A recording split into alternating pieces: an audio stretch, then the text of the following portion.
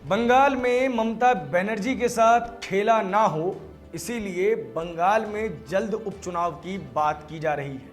वजह यह है कि अगर जल्दी चुनाव नहीं हुए तो ममता बनर्जी के साथ संविधान खेला कर जाएगा और उनको मुख्यमंत्री पद से इस्तीफा देना पड़ेगा। इसीलिए पश्चिम बंगाल के नेता जल्द से जल्द उपचुनाव कराने की मांग कर रहे हैं। नमस्कार, मैं प्रभात रंजन मिश्रा, आप देख रहे हैं नेशन लाइव। पश्चिम बंगाल में जल्द से जल्द उपचुनाव कराने की मांग को लेकर तृणमूल कांग्रेस का प्रतिनिधिमंडल शुक्रवार को चुनाव आयोग से मिलेगा। तृणमूल महासचिव ने कहा कि बंगाल में उपचुनाव लंबित है और उन्होंने पिछले महीने भी चुनाव आयोग से संपर्क किया था।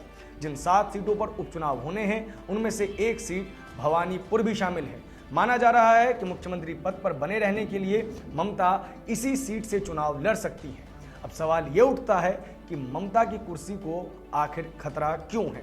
देखिए, ममता फिलहाल विधानसभा की सदस्य नहीं है। हाल ही में विधानसभा चुनाव में उन्होंने नंदीग्राम से चुनाव लड़ा था, लेकिन यहां उन्हें भाजपा के शुभेंदु अधिकारी के हाथों हार झेलनी पड़ी थी।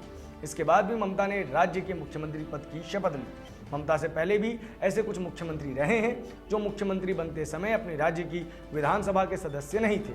उदाहरण के स्वरूप बिहार के नीतीश कुमार ने 3 दशक से अधिक समय से विधानसभा चुनाव नहीं लड़ा है। नवंबर में हुए विधानसभा चुनाव में भी वे प्रत्याशी नहीं थे। महाराष्ट्र के सीएम उद्धव ठाकरे ने भी चुनाव नहीं लड़ा। ये दोनों विधान परिषद के सदस्य हैं और अभी बंगाल में विधान परिषद नहीं है।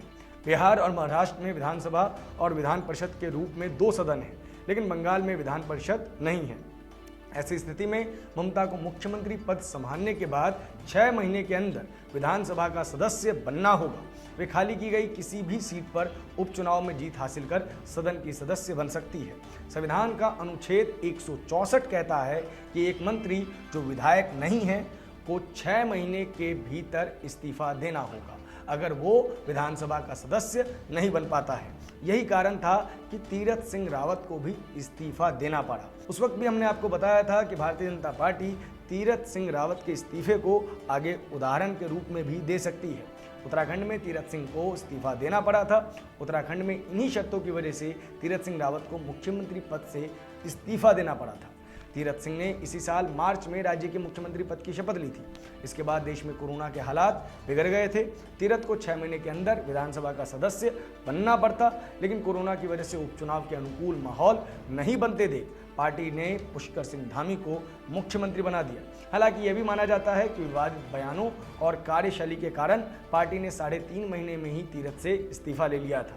यह भी एक वजह है कि तृणमूल जल्द से जल्द बंगाल में उपचुनाव कराने की मांग कर रही है। अगर समय से पहले उपचुनाव नहीं हुए तो ममता को मुख्यमंत्री पद से इस्तीफा देना पड़ सकता है और ममता बनर्जी की भाषा में कहें तो उनके साथ खेला हो सकता है। इस खबर पर आपकी क्या प्रतिक्रिया है, कमेंट बॉक्स में ज़रूर बताएं। देश और दुनिया की सभी बड़ी खबरों के लिए हमारे साथ बने रहें। धन्यवाद।